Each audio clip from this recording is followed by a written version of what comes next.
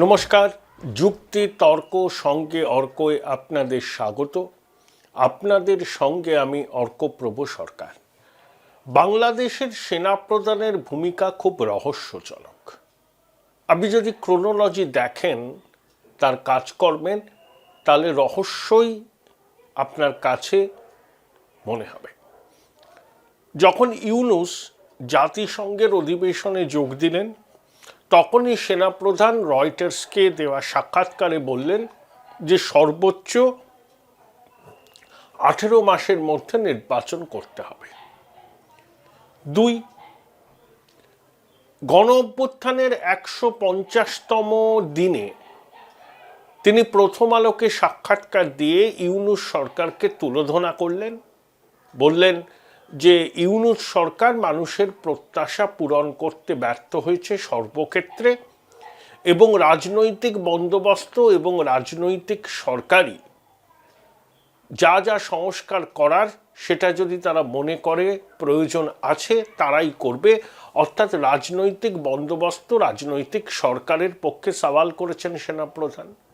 3, তিনি বাংলাদেশে গণতন্ত্র প্রতিষ্ঠা করতে চান, নির্বাচন অনুষ্ঠিত করতে চান, দ্ব্যর্থহীন ভাষায় জানিয়েছেন, এবং বলেছেন তার কার্যকালের মেয়াদে সেনাবাহিনী কখনো রাষ্ট্র ক্ষমতার অংশীদার হবে না। 4, বিএনপির সভানেত্রী খালেদা জিয়ার বাসভবনে গিয়ে সস্ত্রীক তিনি প্রায় 1 ঘন্টা আলোচনা করলেন।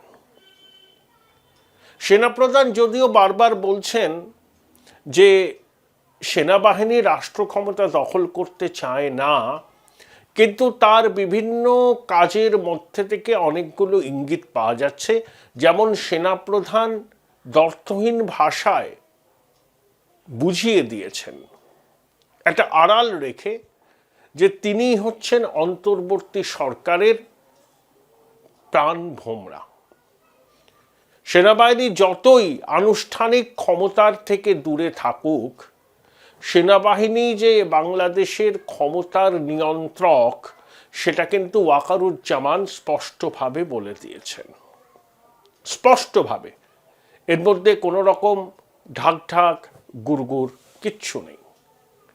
এবং তার বিভিন্ন ঘটনার যে ক্রোনোলজি, তার থেকে কতগুলো বিষয় সামনে আসছে যে সেনাপ্রধান বাংলাদেশের ঘোলাটে রাজনৈতিক পরিস্থিতিতে মাছ ধরতে চাইছেন। সহজ ভাষায় বলতে গেলে খোলা জলে মাছ ধরতে চাইছেন। বাংলাদেশের সংবাদ মাধ্যমে একটা খবর প্রকাশিত হয়েছিল 9 ডিসেম্বর ভারতের বিদেশ সচিব বিক্রম মিশ্রি যখন সরকারি সফরে ঢাকায় গিয়েছিলেন, তখন নাকি তিনি গোপনে সেনাপ্রধানের সঙ্গে বৈঠক করেন। যদিও ভারতের সংবাদ মাধ্যম, ভারতের পররাষ্ট্র মন্ত্রক এই বিষয় নিয়ে একটি শব্দ উচ্চারণ করেনি, সেনাপ্রধানও করেননি। তবে বাংলাদেশের সংবাদপত্রে খবরটি বেরিয়েছে। বিশেষত মতিউর রহমান চৌধুরীর মতো প্রবীণ সাংবাদিক এই খবরটি ব্রেক করেছিলেন। সেনাবাহিনী খবরটির সত্যতাও স্বীকার করেনি, খবরটি অস্বীকারও করেনি। বিক্রম মিশ্রির সঙ্গে বৈঠকের পর সেনাপ্রধানের কাজকর্ম সম্পর্কে অনেকেই অনেক রকম প্রশ্ন তুলছেন। এখন প্রশ্ন হলো, তিনি কি ডার্ক হর্স নাকি ট্রোজান হর্স? ডার্ক হর্স বললাম এই কারণেই, বাংলাদেশে ক্ষমতা দখল করতে বিএনপি মরিয়া। এই অভ্যুত্থান করেছিল যে ছাত্ররা, বৈষম্য বিরোধী ছাত্ররা, তারা একটা দল গঠন করে তারাও ক্ষমতার স্বাদ পেতে মরিয়া। যতদিন না তাদের দল গঠন হচ্ছে এবং তাদের একটা জনভিত্তি তৈরি হচ্ছে, ততদিন পর্যন্ত তারা নির্বাচন ঘোষণা করতে দিতে চান না ইউনূসকে। সেনাপ্রধান নির্বাচনের কথা বলছেন, আবার একই সঙ্গে বলছেন তার মেয়াদে সেনাবাহিনী ক্ষমতা দখল করবে না, কিন্তু তার কার্যকারণ বলছে যে সেনাবাহিনী বা সেনাপ্রধান বাংলাদেশের ক্ষমতা দখল করার জন্য মোটের উপর প্রস্তুত, অন্তত মানসিকভাবে প্রস্তুত। সময় ও সুযোগের সদ্ব্যবহার তিনি করবেন। সিদ্ধান্তটা নেওয়া হয়ে গেছে, কিন্তু দিনক্ষণ তারিখ এখনো ঠিক করা হয়নি। বাংলাদেশে অতীতেও সেনা শাসন ক্ষমতা দখল করেছে, ঠিক পাকিস্তানের মতো। তাই সেনার হাতে শাসন ক্ষমতা চলে যাওয়া এটা নতুন কিছু ব্যাপার নয়। তাই আমি বললাম যে তিনি হয়তো বাংলাদেশের ক্ষমতা দখল করার জন্য যে শক্তি তৈরি হচ্ছে, বিশেষ করে বিএনপি যারা মনে করছে যে নির্বাচন হলে তারা বিপুলভাবে ক্ষমতায় আসবে, জামাত এবং বৈষম্য বিরোধী ছাত্ররা এই মুহূর্তে নির্বাচন চাইছে না, অন্তর্বর্তী সরকার দোটানায় আছে, মুখ্য উপদেষ্টার প্রেস সচিব এক এক সময় এক এক রকম কথা বলছেন, ইউনূস ২৬ সালের জুন মাস পর্যন্ত সময়সীমা চেয়ে নিয়েছেন, যদিও জুন মাসে কিভাবে এই ভারতীয় উপমহাদেশে নির্বাচন করা সম্ভব আমার মাথায় ঢুকলো না। তখন ঘোর বর্ষায় কোথাও কখনো নির্বাচন হতে পারে না। তাই অন্তর্বর্তী সরকার নির্বাচনের দিনক্ষণ নিয়ে এক এক রকম কথা বলছেন। বিএনপি মরিয়া হয়ে গেছে, নির্বাচন তারিখ ঘোষণার জন্য তারা লাগাতার চাপ দিচ্ছেন। খালেদা জিয়া ২ মাসের জন্য লন্ডন যাচ্ছেন, শোনা যাচ্ছে যে তার ছেলে তারেক জিয়ার সঙ্গেই তিনি লন্ডন থেকে ফিরবেন। তারেক জিয়ার বিরুদ্ধে অনেকগুলো অভিযোগ আছে, সবকটা অভিযোগ কিন্তু এখনও বাংলাদেশের সরকার প্রত্যাহার করেনি, কয়েকটা প্রত্যাহার করা হয়েছে। আবার বাংলাদেশ জুড়ে একটা জল্পনা মাথাচাড়া দিচ্ছে যে -4 ফর্মুলা, অর্থাৎ শেখ হাসিনা দিল্লিতে আছেন, তার ছেলে সজীব ওয়াজেদ জয় আমেরিকায় থাকেন, তারেক রহমান থাকেন লন্ডনে, একমাত্র দেশের মাটিতে ছিলেন খালেদা জিয়া, তিনিও যদি চিকিৎসার জন্য বাইরে চলে যান, তারপর তাকে যদি ফিরতে দেওয়া না হয়, তাহলে প্রধান 2 রাজনৈতিক দল আওয়ামী লীগ এবং বিএনপির শীর্ষ নেতারা বাংলাদেশের মাটিতে আর নেই, অর্থাৎ -4 ফর্মুলা। তখন কি সেনাবাহিনী ক্ষমতা দখল করবে অন্তর্বর্তী সরকারকে হটিয়ে দিয়ে? কারণ অন্তর্বর্তী সরকারের পক্ষে বাংলাদেশে আইনের শাসন প্রতিষ্ঠা করা সম্ভব নয়। যারা ভেবেছিলেন যে মোহাম্মদ ইউনূস হচ্ছেন সর্বরৌখর বিশল্যকরণী, তাদের মোহভঙ্গ হয়েছে।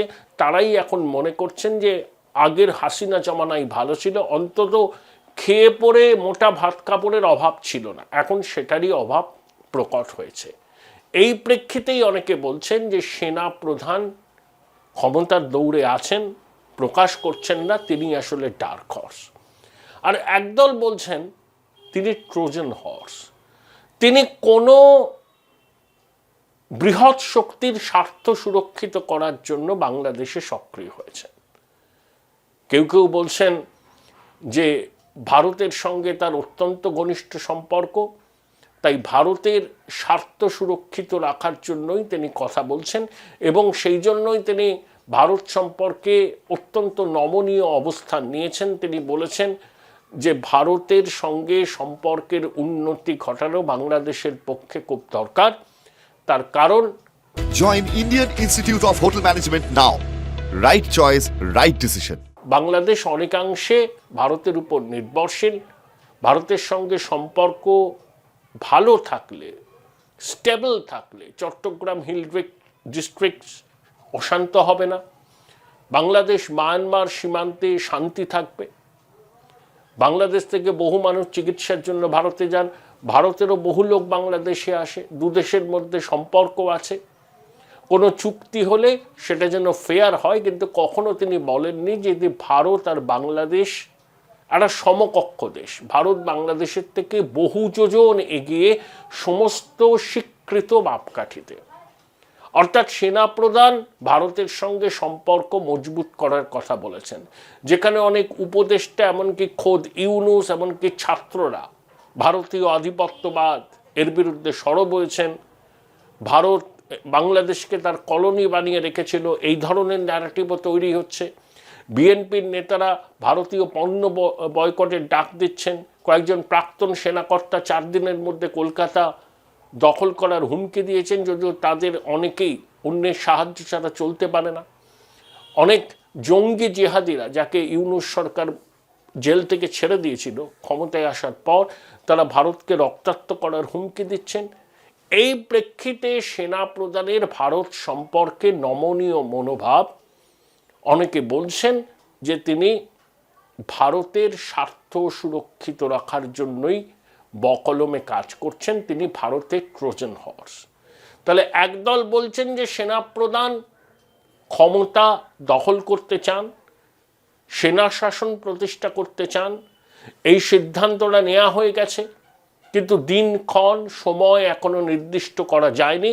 অনেকগুলো ঘটনার উপর সেটা নির্ভর করবে। তাই মুখে তিনি যতই বলুন যে সেনাবাহিনী ব্যারাকেই থাকবে, রাজনৈতিক বন্দোবস্ত, রাজনৈতিক সরকার তারাই সংস্কার করার দরকার হলে করবে, আবার একই সঙ্গে ইউনূস সরকারকে ব্যর্থতার জন্য কাঠগড়ায় তুলে দিয়েছেন। আবার অন্যদিকে বাংলাদেশে যখন সর্বত্র ভারত বিরোধিতার সুর চড়া হচ্ছে, ভারতীয় আধিপত্যবাদের বিরুদ্ধে অন্তর্বর্তী সরকারের উপদেষ্টা স্বয়ং ইউনূস, বৈষম্য বিরোধী ছাত্ররা, জামাত সরব হচ্ছেন, তখন সেনাপ্রধান ভারতের সঙ্গে বন্ধুত্বের বার্তা দিয়েছেন। তাই অনেকে বলছেন তিনি হচ্ছেন ভারতের ট্রোজান হর্স। দেখুন, বাংলাদেশের পরিস্থিতি খুব খোলাটে।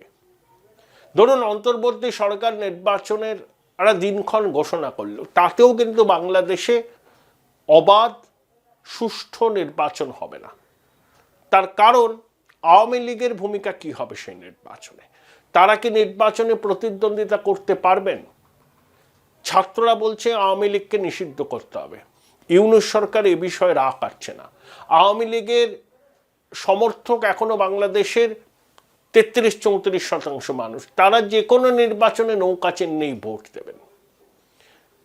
তাহলে শেখ হাসিনার সম্পর্কে কি অভিযোগ ছিল? তিনি নির্বাচনের নামে প্রহসন করতেন, বিএনপি নির্বাচনে কারচুপির অভিযোগ তুলে একের পর এক নির্বাচন বয়কট করেছে।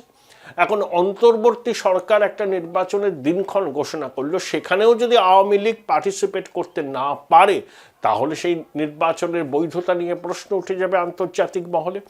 অর্থাৎ শেখ হাসিনার বিরুদ্ধে যে অভিযোগ ছিল, প্রকৃত জনমতের প্রতিফলন তিনি ঘটাতে দিতেন না, রাষ্ট্র ক্ষমতাকে ব্যবহার করে বাংলাদেশের নির্বাচন হলে আওয়ামী লীগ যদি তাতে অংশগ্রহণ করতে না পারে, তাহলে অন্তর্বর্তী সরকার সেখানকার নির্বাচন কমিশনের বিরুদ্ধে ওই একই রকম রাষ্ট্রযন্ত্র ব্যবহার করে গণতন্ত্রের কণ্ঠরোধ করার অভিযোগ উঠবে। আমার ব্যক্তিগত ধারণা, এই মুহূর্তে বাংলাদেশে নির্বাচন সম্ভব নয়, মাৎসন্যায় চলছে। এই প্রেক্ষিতটা ইংরেজিতে বলেন situation is pregnant with possibilities. সেনাবাহিনীর ক্ষমতা দখলের আদর্শ সময় প্রস্তুত। সেনাকর্তা বলছেন যে তারা ব্যারাকেই থাকবেন, তারা রাষ্ট্র ক্ষমতায় আসবেন না, রাজনৈতিক বন্দোবস্ত নির্বাচনের মাধ্যমে সরকার তৈরি হবে, তারাই সংস্কার করবে।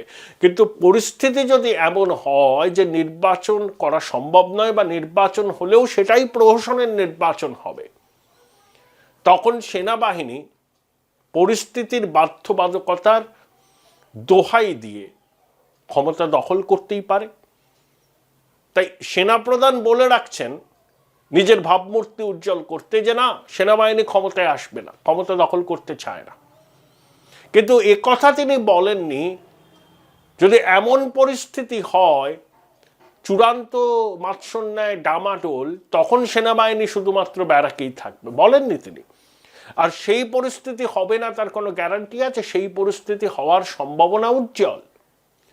তখন সেনাবাহিনী কিন্তু ক্ষমতা দখল করবে। তারা বলবে যে দেশের স্বার্থে, জাতির স্বার্থে, 18 কোটি বাংলাদেশের মানুষের স্বার্থে এই সন্ধিক্ষণে দেশকে বাঁচাবার জন্য তারা ক্ষমতা দখল করেছে, এবং তারা স্টেট অ্যাপারেটাসগুলোকে ঠিক করবে, তারপরে আবার তারা নির্বাচন করাবে। অর্থাৎ বকলমে সেনার শাসনই প্রতিষ্ঠা হবে। তাই অনেকে বলছেন তিনি ডার্ক হর্স। আর ভারতের প্রতি বন্ধুত্বের বার্তা দেওয়া, এটা অনেকে বলছেন। আমি জানি না সেই বৈঠক হয়েছে কিনা। বিক্রম মিশ্রির সঙ্গে বৈঠকের পরই সেনাপ্রধানের ভারত সম্পর্কে সুর নরম, ভারতের প্রতি বন্ধুত্বের বার্তা দেওয়া। তাহলে কি তিনি ভারতের স্বার্থ সুরক্ষিত রাখার জন্য কাজ করছেন? এই প্রশ্নটাও বাংলাদেশে উঠছে। তাই কেউ বলছেন তিনি ক্ষমতা দখলের লড়াইয়ে 16 আনার উপর 18 আনা আছেন, তিনি ডার্ক হর্স। আবার অনেকে বলছেন যেভাবে তিনি ভারত সম্পর্কে সুর নরম করেছেন, তিনি ভারতের ট্রোজান হর্স। ভবিষ্যৎ বলবে বাংলাদেশের সেনাপ্রধান ওয়াকারুজ্জামানের এই গুরুত্বপূর্ণ সময়ে সত্যিকারের ভূমিকাটা কি ছিল। ইতিহাস বিচার করবে।